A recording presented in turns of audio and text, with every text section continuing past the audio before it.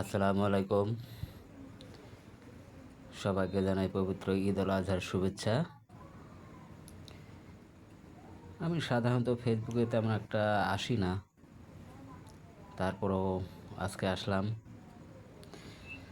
আমাদের মহিমাগঞ্জের বিষয়ে কিছু কথা বলতে। সেটি হচ্ছে, আমরা যারা বিভিন্ন জায়গায় থাকি বা বসবাস করি, ঈদের সময় অনেক কষ্ট করে হলেও ফ্যামিলির সাথে ঈদ করার জন্যে বাড়িতে যাই। এবং বিশেষ করে আমি আমার মহিমাগঞ্জের কথা বলবো। মহিমাগঞ্জের মানুষের খুব ভালো, এটা বলতেই হয় যে এত ভালো,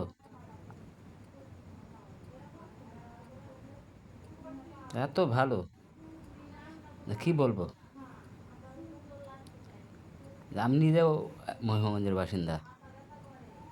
মহিমাগঞ্জ আমাকে হয়তো অনেকে চেনেন বা চিনবেন, না চেনার কোনো কারণ নাই। স্টেশন, ডাকবাংলা বা পুরাতন সিনেমা হলের সাথে আমার বাসা। তা যাই হোক, যে কথা বলার জন্য আসছিলাম আজকে, সিএনজি ভাড়া। সিএনজি ভাড়া সারা বাংলাদেশে একরকম ভাড়া। শুধু আমার মহিমাগঞ্জ থেকে গোবিন্দগঞ্জে, গোবিন্দগঞ্জ থেকে মহিমাগঞ্জে ভাড়াটা সন্ধ্যার আগে একরকম এবং সন্ধ্যার পরে আরেক রকম। সন্ধ্যার পরে আরেক রকম, বা যারা গভীর রাতে আসে তারা ভালো বলতে পারবে। এমনিতেই সাধারণত ভাড়া হয়তো 40 টাকা করে আমার জানা মতে। সন্ধ্যার পরে সেই 40 টাকার ভাড়াটা 60 টাকা হয়ে যায়, বা রাত 8টা বা 9টার পরে সম্ভবত আরও বেশি হয়। তা আসলে এটা কি দেখার কেউ নাই? এটা তো এক ধরনের জিম্মি করা। শুধু ঈদ উপলক্ষে না,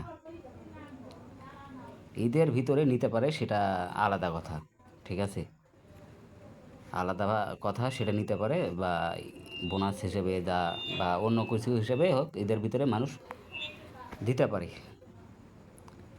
কিন্তু ঈদ ছাড়াও সব সময় এই ভাড়াটা নেয় কেন?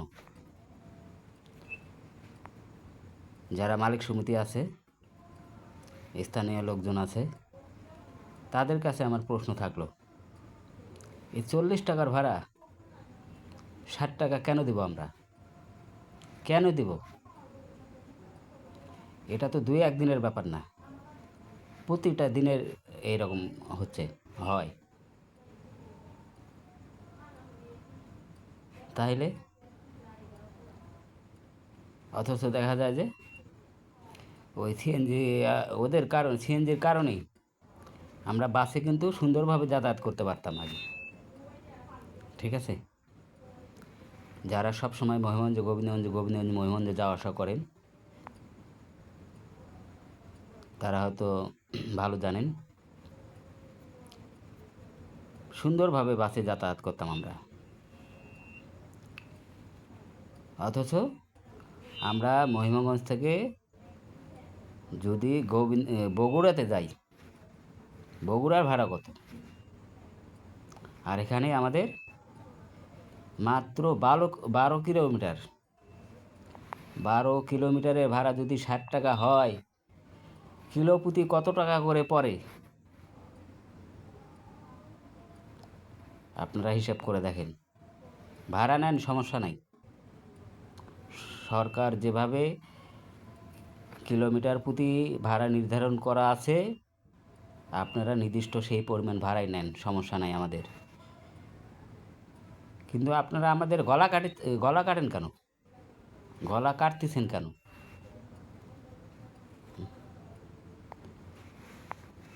তারপরও সিএনজি যারা চালায় তাদের মধ্যেও আমার অনেক বন্ধু-বান্ধব আছে। অনেক। আমি নাম বলবো না। ঠিক আছে? অনেক বন্ধু-বান্ধব আছে। তাদের সাথেও মাঝে মধ্যে দেখা সাক্ষাৎ কথাবার্তা হয়। তাই এ বিষয়ে কথা বলতে পারে এই বন্ধু-বান্ধব হিসেবে অতটা গুরুত্ব দেয় না। এমনিতে হাসতে, হাসতে উড়িয়ে দেয়। তা আসলে এটা হাসার কথা নয়। সব জিনিসেরই একটা সিস্টেম থাকে। সিস্টেম থাকা দরকার। তাই আমি গোবিন্দগঞ্জ টু ময়ূরভঞ্জে যারা সিএনজি চালক আছে বা সংশ্লিষ্ট যারা জড়িত আছে তাদেরকে বলবো ভাই ভাড়া বেশি নেন না, বেশি নেন না। যতটুকু ভাড়া নেওয়া দরকার সেটাই নেন। আমরা হয়তো সব সময় বাড়িতে যাই না, তারপরও যখন যাই তখন তাদের এমনটা মনোভাব, মনে হয় তো 60 টাকা তাদের কাছে কিছুই না। হ্যাঁ, তুই ঢাকার থেকে আইসস না? হ্যাঁ, আরে ঢাকার থেকে আইসি তা খেয়েছি, ঢাকায় কি টাকা বস্তা বাঁধে লয়ে আইসি আমি? হ্যাঁ, এইরকম একটা মনোভাব। তা যাই হোক, আজকে আর বেশি কথা বললাম না। হয়তো আগামীতে আরও অন্য কোনো বিষয়ে কথা হবে। সবাই ভালো থাকবেন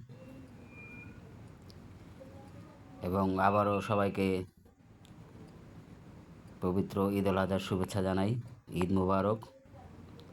সবাই ভালো থাকবেন, সুস্থ থাকবেন। আল্লাহ হাফেজ।